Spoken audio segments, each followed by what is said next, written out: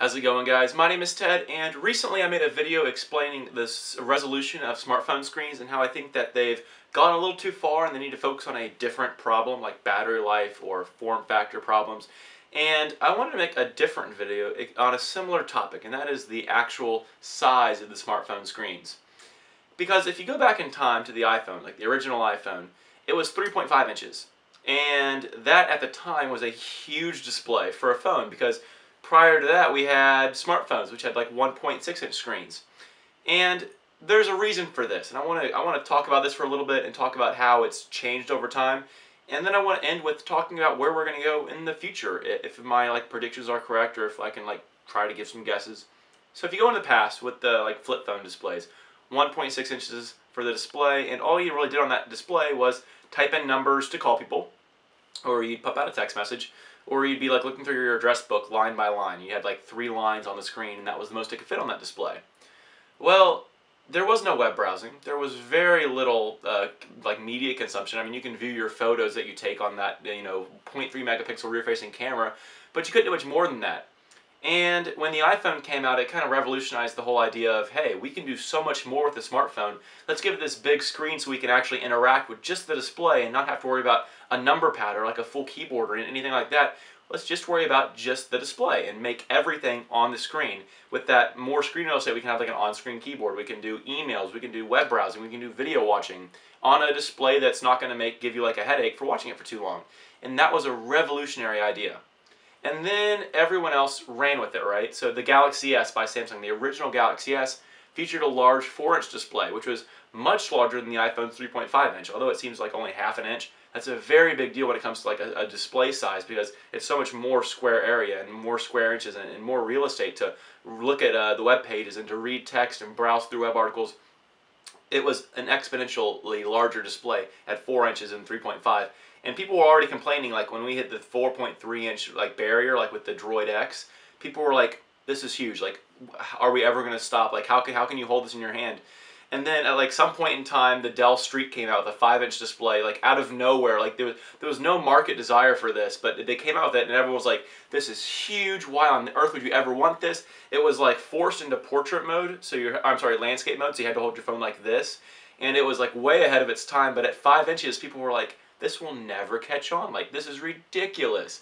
And people were, and I remember reading reviews about the article. I go back today and read reviews about it, and it was just almost comical. A lot of people are like, oh my god, this is huge. It's basically a tablet. Who would ever want this? And then fast forward to 2 years ago, and HTC made the Droid DNA with a 5-inch 1080p display, and they made a big deal that this phone was not a phablet. It was not a phone-tablet combination. It was just a phone. And people were like, but it's 5 inches, that's a phone tablet category. It's a hybrid, right? It's not quite a phone because it's way too big to be a phone, and it's not quite a tablet because it's too small to be a tablet. So they called it a phablet. But the thing is, nowadays, what is the definition of a phablet? Because we have phones at every range, from 5 inches being the smaller ones. The Oppo N1 Mini is 5 inches. How is a mini phone 5 inches? And then they go all the way up to 6.4 inches on the Xperia Z Ultra. Screen sizes are continually improving improving by getting larger, because we keep doing more with our phones. We have so much content to consume. We have Netflix, YouTube, Hulu. We can take massive resolution pictures and see them at full resolution. Now we have these 2 million pixel displays and 4 million pixel displays. And we can do so much more with our phone. So the more you want to do with it, the bigger display leads to you doing more with your phone. You can do more easily on a larger display. But at what point does it end? At what point do we say, I can't expand anymore. I can't get a larger display? I mean, right now at 5 inches, the HTC One M8 is the smallest flagship device there is. The Galaxy S5 is 5.1 inches. The LG G3 is 5.5 inches. When does it stop? When do we finally run out of area that we can hold in our hand? And I think it's going to be when we hit 6.5 inches of screen size, which right now seems absurd, but honestly this was more than absurd 2 years ago. So kind of go with it, right? But I think that we're going to have something completely different. I honestly believe that something like wearable technology or a whole different type of display technology will replace what we know as a slab smartphone, because at some point it's I do have a tablet in my hand, and I hold my phone further and further away from me when I'm watching videos, because my phone screen keeps on getting larger and larger. But when I used Google Glass, it was great to watch videos on, And guess where the display was? Like right here. And it was that big. But it looked great because it was so close to my eye. So at what point do we move to wearable devices and technology that's closer to our eye, or maybe even on our eye, like contact lenses or glasses?